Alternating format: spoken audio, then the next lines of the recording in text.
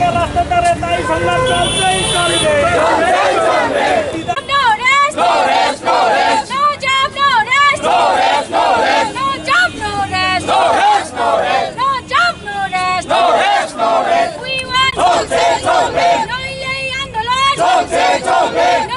শিক্ষকেরা উদ্দিদারি হঠাৎ কেন অত্যাচারী পুলিশ মন্ত্রী দেখ দেখ ধিক্কার। রক্ষকেরা উদ্দিদারি হঠাৎ কেন অত্যাচারী পুলিশ মন্ত্রী দেখ দেখ ধিক্কার।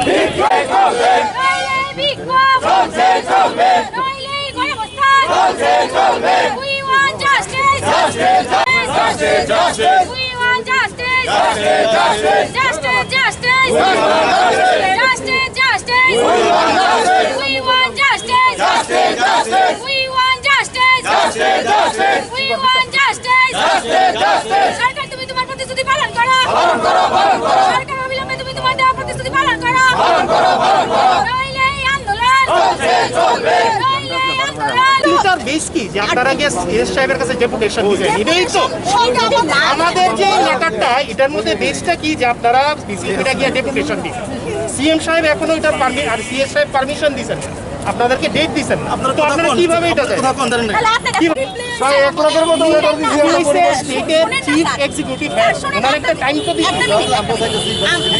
আমরা ডেপুটেশন দেওয়ার লেগে আমরা যে ডেপুটি সিএম অর্থমন্ত্রীর কাছে যাইতে চাইছিলাম, আমরা দিতে না।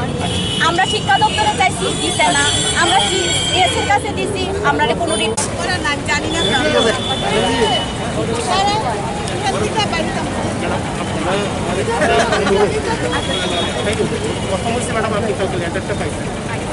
আপনাদেরকে যে সেক্রেটারি টাইম দিছে, ডেট দিছে, এটার কনসার্ন লেটার আছে আপনাদের কাছে? সংগ্রাম চলছেই চলবে। দাবি যদি ন্যায্য হয়, যুদ্ধ শেষে আসবে জয়, তাই সংগ্রাম চলছেই চলবে। রাষ্ট্র প্রশাসনের রীতি শুনবো না আর প্রতিশ্রুতি, তাই লড়াই লড়ছি লড়বো। রাষ্ট্র প্রশাসনের রীতি শুনবো না আর প্রতিশ্রুতি, তাই লড়াই লড়ছি লড়বো। বছর বছর প্রবঞ্চনা মানছি না আর মানবো না, তাই লড়াই লড়ছি লড়বো। পুলিশ তুমি জঙ্গি হলে এই সমাজে আগুন জ্বলে, পুলিশ মন্ত্রী দিক দিক ধিক্কার।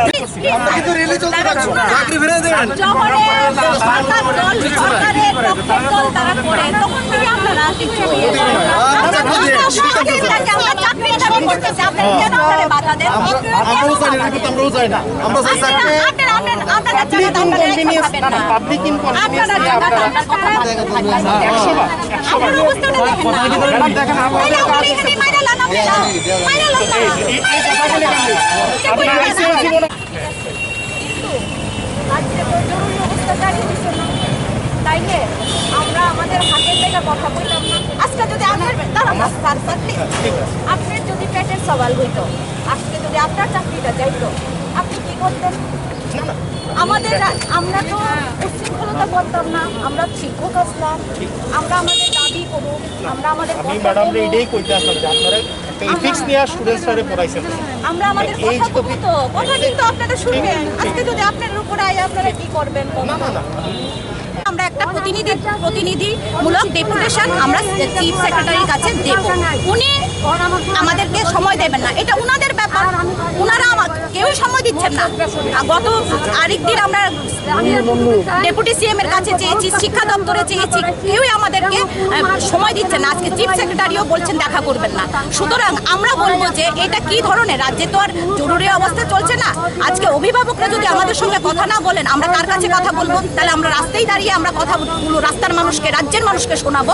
আমাদের দাবিগুলো হচ্ছে আমাদের সরকার প্রধান মানে মাননীয় মুখ্যমন্ত্রী তার প্রতিশ্রুতি অনুযায়ী যে স্থায়ী ব্যবস্থা করা হোক আমাদের 10,323 শিক্ষকদের, এবং ডাইন হার্নেসে এখন পর্যন্ত 108 জন শিক্ষক মারা গেছেন, তাদের পরিবারে একটি করে সরকারি চাকরি প্রদান করা হোক।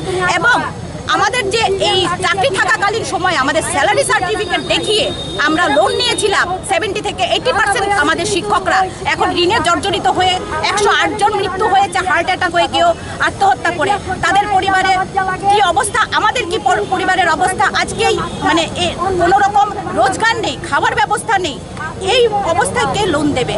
সেই অবস্থায় আমরা আমাদের যে যতদিন স্থায়ী ব্যবস্থা না হচ্ছে ততদিন অবধি আমাদেরকে স্থায়ী ব্যবস্থা হওয়ার সময়কাল পর্যন্ত আমাদের দাবিগুলো জানাবে। এই অবস্থায় আমাদেরকে কথা বলতে দিচ্ছে না। রাজ্যে কি জরুরি অবস্থা সৃষ্টি হয়েছে? রাজ্যে কি চলছে এগুলো?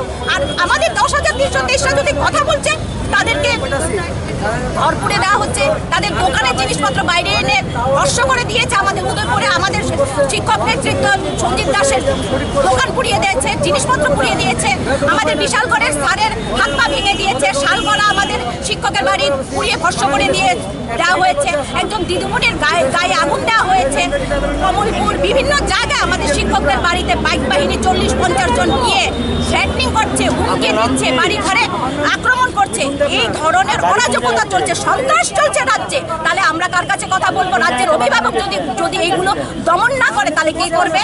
আমরা কথা বলতে গেলে পুলিশ আমাদেরকে বাধা দেয়, তাহলে আমরা কার কাছে যাব? আমরা তো রাজ্যের নাগরিক, 40 লক্ষ জনগণের মধ্যে আমরাও পড়ি। তাহলে আমরা আমাদের দিয়েই কিন্তু আপনারা অতীতে বসেছিলেন। আগামী আর 15 মাস পরেই কিন্তু বিধানসভা নির্বাচন। আপনারা কি ভাবছেন যে ঘর জ্বালিয়ে, মানুষ হাত পা ভেঙে, মানুষ খুন করে, মানুষের গায়ে আগুন লাগিয়ে, হুমকি ধমকি দিয়ে কি আপনারা গতিতে থাকতে পারবেন?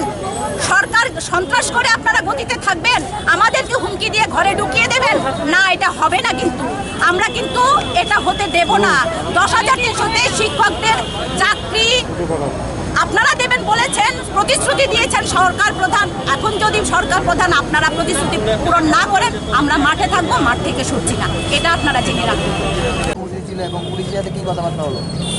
আরে আপনারা তো জানেন যে আমাদের কি দুরবস্থা চলছে আমাদের রাজ্যে। 10,323 শিক্ষকরা চাকরিচ্যুত 2020-র 31শে মার্চ, আজকে 16 মাস চলে। আপনারা জানেন, সারা রাজ্য জানে, 108 জন আমাদের শিক্ষককে আমরা হারিয়েছি।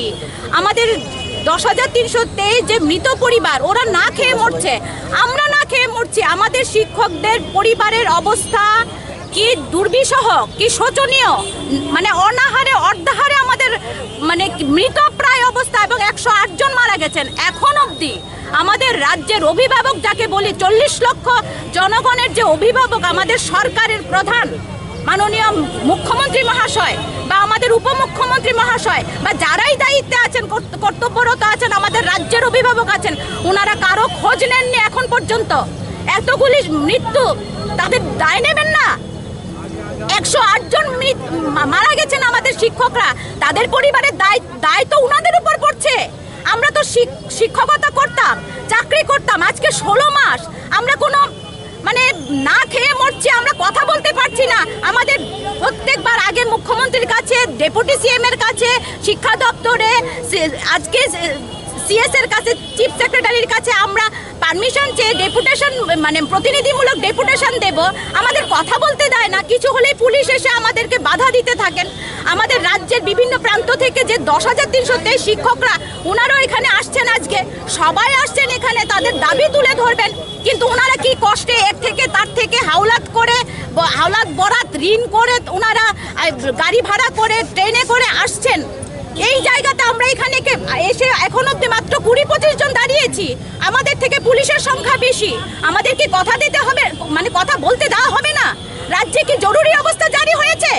রাজ্যে কি মানে কি অবস্থা চলছে? কাউকে কথা বলতে দেওয়া হবে না? আমরা আমাদের দাবিগুলি বলছি যে মুখ্যমন্ত্রী তার প্রতিশ্রুতি অনুযায়ী আমাদের স্থায়ী চাকরির ব্যবস্থা করতে হবে। আমাদের যে 108 জন মারা গেছেন শিক্ষক, তার পরিবারে একটি ডাইন হার্নিসে প্রকল্পে চাকরি দিতে হবে। এবং আমাদের যে লোনে প্রায় 80% আমাদের শিক্ষকরা লোন নিয়েছেন, বাড়ি ঘরে তালা ঝুলিয়ে দেওয়া হচ্ছে, ঋণের দায়ে অনেকে আত্মহত্যা করছেন, অনেকে হার্ট অ্যাটাক করে মারা যাচ্ছেন।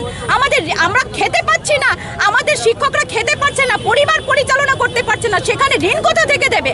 আমরা ব্যাংকের চেয়ারম্যানের সঙ্গে কথা বলেছি, উনি বলেছেন মুখ্যমন্ত্রী যদি, সরকার যদি চায় তাহলে আমরা করব, কারণ আরবিআই রুলসে নেই আমরা লোনটা রিকভারি করতে বাধ্য। কিন্তু সরকার এটার করতে পারে, সেটা সরকার যদি হাতে নেয়, সরকার এটাকে হস্তক্ষেপ করে এটাকে আপনারা সমাধান করতে পারে। আমাদের মুখ্যমন্ত্রী আমাদেরকে বলেছিলেন যে ব্যাংকের সঙ্গে কথা বলবেন, আমাদের লোন রিকভারি কিভাবে হবে, যতদিন স্থায়ী ব্যবস্থা না হবে সে ব্যাপারে চিন্তা করতে না, ওনারা ব্যবস্থা করবেন, কথা বলবেন। এখন অবধি কিছু বলছেন না, উল্টো বাড়ি বাড়ি গিয়ে আমাদের শিক্ষকদের উপর চাপ দেওয়া হচ্ছে। আমরা না খেয়ে মরছি, আমাদের শিক্ষকদের কোনো রাজ্যে কোনো কথা বলার জায়গা আছে? আপনারা দেখতে পাচ্ছেন আজ যে কি হারে সন্ত্রাস হচ্ছে, আমাদের শিক্ষকদের হাত পা ভেঙে দেওয়া হচ্ছে, বাড়িঘর পুড়ে দেওয়া হচ্ছে। আমাদের উদয়পুর আমাদের শিক্ষক সঞ্জিত দাসের দোকান থেকে সব জিনিস লুটপাট করে বাইরে নিয়ে পুড়িয়ে দেওয়া হয়েছে। ওনার শেষ সম্বলটা আমাদের বিশালগড়ের শিক্ষকের বাড়ি পুড়িয়ে দেওয়া হয়েছে, ওনার হাত পা ভেঙে দেওয়া হয়েছে। উদয়পুর শালগড়াতে আপনারা দেখেছেন আমাদের শিক্ষিকার বাড়ি, ওনার বাড়ি পুড়িয়ে দেওয়া হয়েছে, একদম ধূলিসাৎ করে দেওয়া হয়েছে, পুড়িয়ে ভস্ম করে দেওয়া হয়েছে।